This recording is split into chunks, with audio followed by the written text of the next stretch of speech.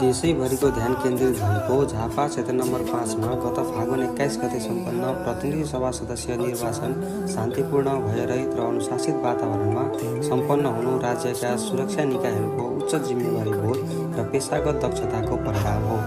विशेष गरी जिल्ला प्रहरी कार्यालय झापाका प्रमुख र कुशल नेतृत्वमा खटिनुभएका सम्पूर्ण प्रहरी अधिकृत तथा जवानहरूले निर्वाचनको सम्पूर्ण प्रक्रियालाई सुरक्षित, व्यवस्थित र विश्वसनीय बनाउन महत्त्वपूर्ण भूमिका निर्वाह गर्नुभएको छ। मतदान पूर्व सुरक्षा तयारीदेखि मतदान स्थलको व्यवस्थापन, मतपेटीका सङ्कलन तथा समग्र सुरक्षा व्यवस्थामा प्रहरी सङ्गठनले देखाएको सतर्कता, अनुशासन र समर्पण अत्यन्त प्रशंसनीय रहेको छ। देशव्यापी रूपमा चासोको केन्द्र बनेको यस निर्वाचनलाई शान्तिपूर्ण रूपमा सम्पन्न गराउन जिल्ला प्रहरी